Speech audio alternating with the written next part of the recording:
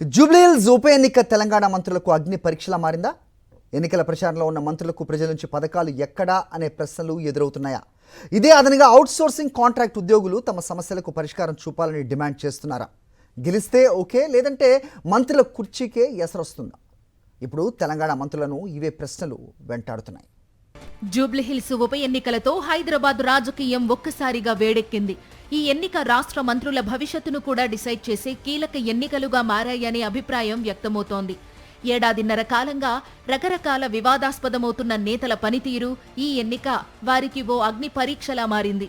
జూబ్లీహిల్స్ ఉప ఎన్నిక డెడ్లైన్ గా మారింది అని చర్చ జరుగుతోంది.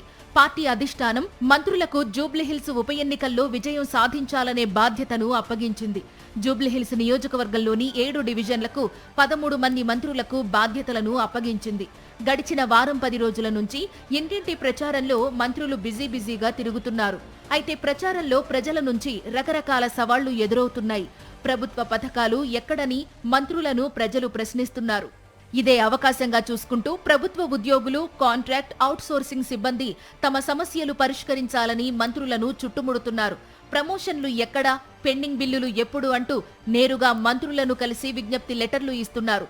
అయితే ప్రభుత్వ ఉద్యోగులు కావడంతో కలిసి తమ సమస్యలను పరిష్కరించాలని కోరుతున్నారు. ఇదంతా ఒకవైపు మంత్రులకు ఒత్తిడిగా కొనసాగుతుండగానే మరొక వైపు అధిష్టానం నుంచి పిడుగుపడే వార్త చెప్పినట్లు సెక్రటేరియట్ వర్గాల్లో చర్చ జరుగుతోంది.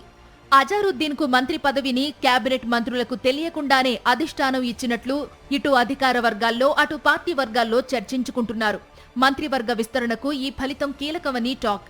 మంత్రుల పనితీరుపై రిపోర్టులు సిద్ధంగా ఉన్నాయట. 2 సంవత్సరాల ప్రోగ్రెస్ పై ముఖ్యమంత్రి స్వయంగా రివ్యూ చేస్తున్నారని సమాచారం.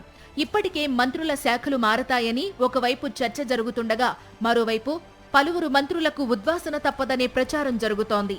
జూబ్లీహిల్స్ ఉప ఎన్నికల బాధ్యతను అధిష్టానం కావాలనే మంత్రులకు ఇచ్చిందని, డైరెక్ట్ గా వేటు వేస్తే విమర్శలు వచ్చే అవకాశముందని, అందుకే జూబ్లీహిల్స్ ఉప ఎన్నికల ఫలితం ఆధారంగా చర్యలు తీసుకోవాలనే ఆలోచనలు ఉన్నట్టు సమాచారం.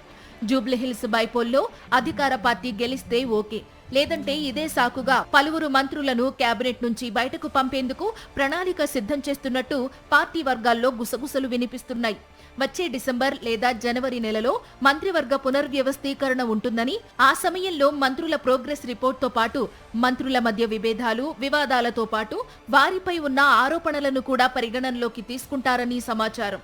మొత్తానికి జూబ్లీహిల్స్ బైపోల్ తర్వాత రాష్ట్ర మంత్రివర్గంలో భారీగా మార్పులు చేర్పులు తప్పవనే వాదన పొలిటికల్ సర్కిల్లో గట్టిగా వినిపిస్తోంది. సాక్షి టీవీ ప్రసారాలను నిలిపివేయడం చట్టరీత్యా నేరం. సాక్షి టీవీ ప్రసారాల కోసం మీ స్థానిక కేబుల్ ఆపరేటర్ను వెంటనే సంప్రదించండి.